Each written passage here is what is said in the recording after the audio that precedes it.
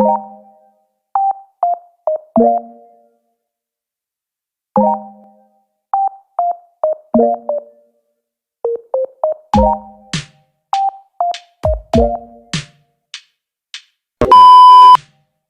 nag-live ako kahapon, ni-record ko na lang. Ayan, meron ako nakitang nakahiga dyan. Hindi ko alam kung lasing lang siya. Hindi ko na talaga siya binalikan.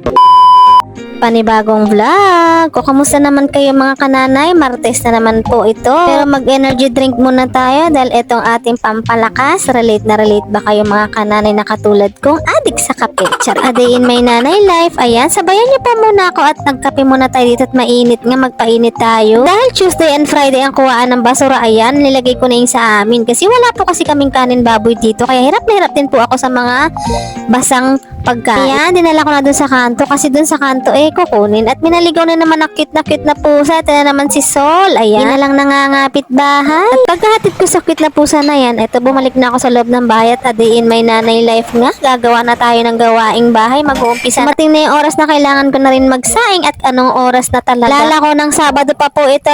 Martes na. Ulam namin for today is sinigeng-geng. Walang kamatayan. Favorite ng mag-ama ko. Ito na po kasi nakasanayan kong luto. Ginigisa. Napakasarap talaga niya. Legit. Ang paabiso ang aming water dito at nawalan kami ng tubig ngayong alas 10. Kahit paano, meron pa naman tumutulot. Hahabol ako at bukas pa nga daw magkakaroon. Fast forward, ayan. Papasok na po kami, mga kainan. Ilang araw na lang po at periodical test na ng aking estudyante. Fast forward, 11:35 na niyan. O siya, punta na tayo sa tricyclean. Ayan mga Mars, ilang araw na lang at tuwan-tuwa na naman ang aking Junaki. At dahil nga makakapagbakasyon na naman siya dun sa tita niya sa Las Piñas, nag-live po pala ako kada pauwi ako papuntang school. Ayan, nila-live ko lang. Pinas forward ko lang pala niya, kasi ang haba nga naman ang kwento ko dito. Nood din po kayo minsan sa live. Kwentuhan tayo mga kananay. Baka may gusto kayong itanong sa akin. Willing naman po akong sagutin. Dahil taong bahay lang ako, talagang excited din talaga ako may makausap kahit sa live lang. Pauwi ko nga, ayan nga, biglang bagsak yung ambon. Buti na lang nandito na ako sa loob ng bahay. Yun lamang po muna. Salamat po sa panonood at God bless.